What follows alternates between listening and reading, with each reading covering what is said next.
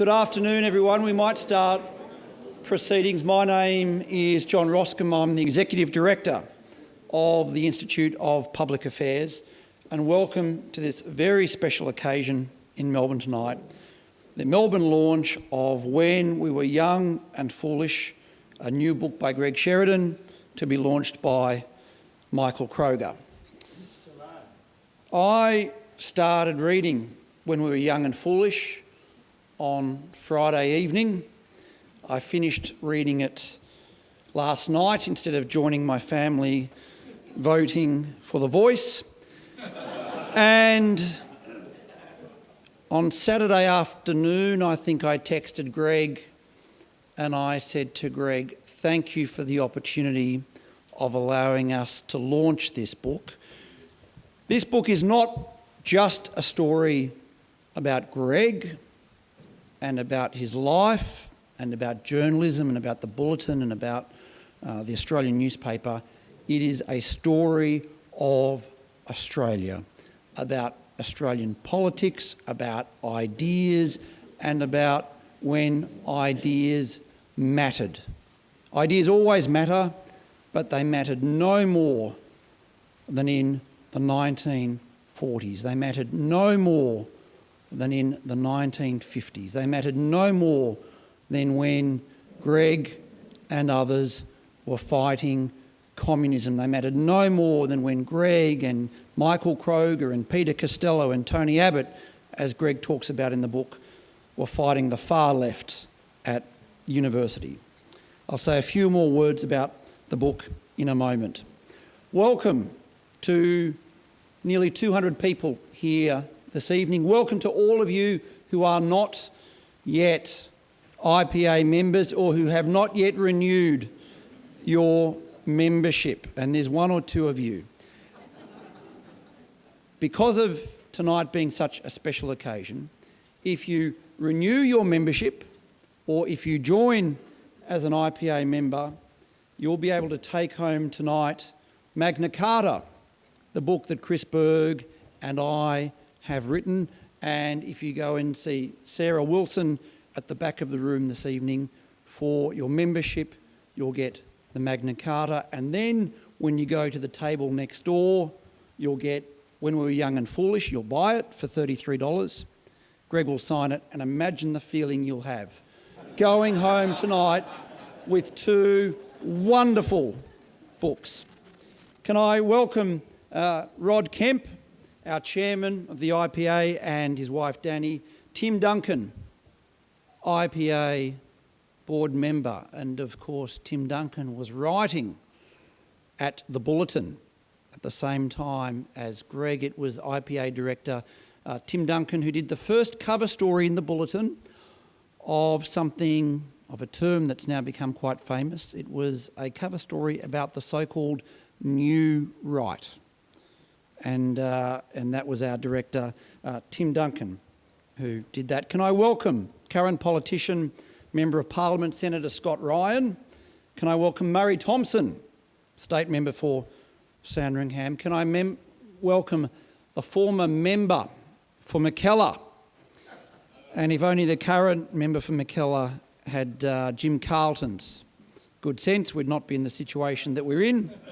Can I welcome Bill Forward, James Guest, and of course the incomparable Neil Brown. Can I also welcome a very special supporter of the IPA here tonight, John Michael Howson. There's a couple of special guests, and as you read the book, Greg has about 200 close relatives, and only about a dozen of them are here tonight. Can I welcome, please, Greg's wonderful wife, Jessie. Can I also welcome Lakvinda Sheridan, Manny Sheridan, Jadgav Sheridan, Ami Kaur, Raj Singh, Manjak Kaur, Gurdeep Singh, Tani Kaur and Kawal Kaur.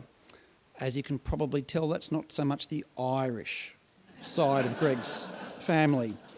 There's a side of this book that is certainly not Irish, but is very important.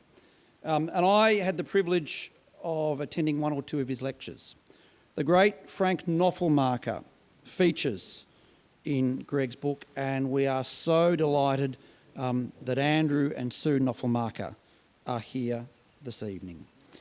Can I also acknowledge the wonderful IPA supporters who are here tonight? Without your support, as you know, the IPA receives no government support. We seek no government support, but without the support of you and special supporters like David Elson, Ewan and Eldith Tyler, Kyle Whiteman, Christopher Game, Douglas Lee, and George and Sybil Bindley, none of what we do would be able to be done. For those of you who are IPA members, you would have received last week my IPA members update. You would have received our accounts for the year. I'm delighted that Janet Albrechtson has joined the board of the IPA, Brett Hogan as a research fellow focusing on energy, Father James Grant as a Catholic priest, and as I've said, pretty confident that the first Catholic priest the IPA has had as an adjunct fellow, and Father James talking about how important it is that the Christian religion focuses growth and focuses on opportunities. In the last few weeks, the IPA has launched our history paper. It's an analysis of the 700 subjects, all 730 history subjects taught in Australian universities. History is so important. As expected, British history has almost been eliminated. There's no economic history at all taught in history departments in Australia. Political and intellectual history is almost dead, all to be replaced by social studies. The tragedy of what Australian history students are missing out on is they are missing out not just on the story of our history, but on the vibrancy of political ideas and political debate, as Greg captures so well. The IPA now has nearly 200 young members. We've got a young members event with Rosalind Cogan in Melbourne in a couple of weeks' time. 2 weeks ago, we were honoured to host Scott Morrison. Next week, the IPA is hosting here our discussion on the Magna Carta. And last week, Chris Berg, Stephanie Forrest and I were in Rockhampton, Brisbane and Sydney. We have an exciting program. We have exciting things to talk about. I was delighted that so many of you watch the Bolt Report. I was delighted that so many of you watch the Bolt Report when either Michael Kroger or Janet Albrechtson, or sometimes I'm on the program. And those of you who would have watched the program last night or yesterday would have heard exactly how I and so many IPA members feel about some of the debates in Australia at the moment, and the idea that Australians should be separated according to their colour or their gender or their race or their ethnicity, I think is completely antithetical to the Australian way of life and to Australian politics.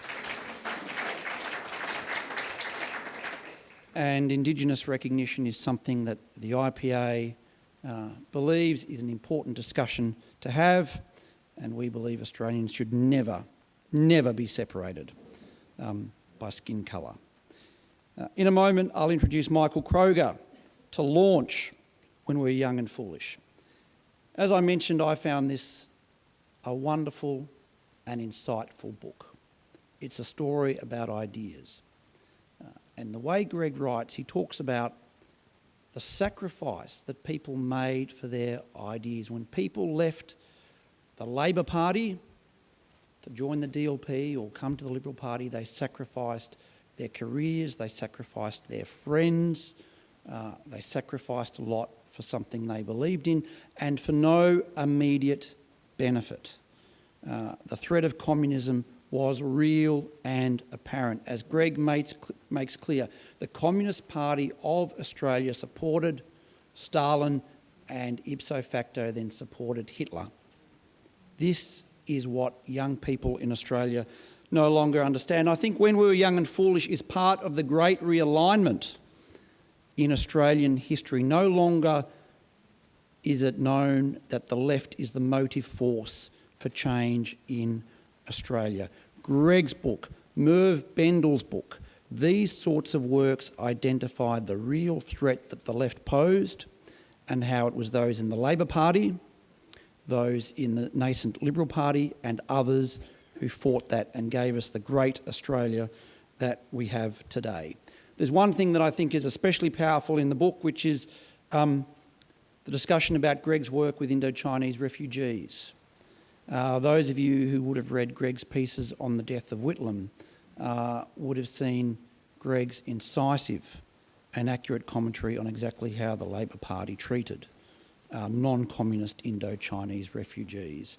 And you'll see and read from this Greg's deep, deep commitment to the souls who came to Australia after 1975. This is a book about Greg's time in the seminary, about Greg's time in the Labor Party, from all of 5 minutes, about Greg's Liberal relatives, Greg's relatives in the DLP, Greg's time in the National Civic Council, Greg's time working for a union, the SDA, Greg's time working at the Bulletin, Greg's time working at the Australian and many other things. And Greg is not just a witness to history, he is a participant to history. It is a wonderful book. It is an exciting book that brings together the ideas of the time, the passion of the time, and the urgency of the time when ideas mattered as they matter now. It is a very special book. I'll be so disappointed if any of you leave tonight without this very special book in your hand, which Greg is going to sign at the end of this evening for you. The proceedings for tonight are that Michael Kroger, former IPA director, former fighter for freedom on university campuses and in many other aspects, current president of the Victorian division of the Liberal Party. Michael is going to launch the book in Melbourne. There's no better person than Michael to launch this book in Melbourne. Then Greg will say a few words, and then I invite you to engage in a conversation and question and answers with Greg and Michael, and then we'll be finishing at about 7 p.m. Although, reading from this, Greg at the pub probably did finish at 7 a.m. a few times, and in fact, there is a very nice section about Greg knocking off work as the young police reporter. And well, in Melbourne, you'd go to the Waterside for an early morning beer, but Greg joining the Waterside workers and others at the pub at 10 a.m. After he'd just done an all-night stint. So we won't be finishing at 7 a.m, we'll be finishing at 7 p.m, and then we'll be able to continue to have a drink. So can I ask you to welcome, please, Michael Kroger to officially launch When We Were Young and Foolish in Melbourne.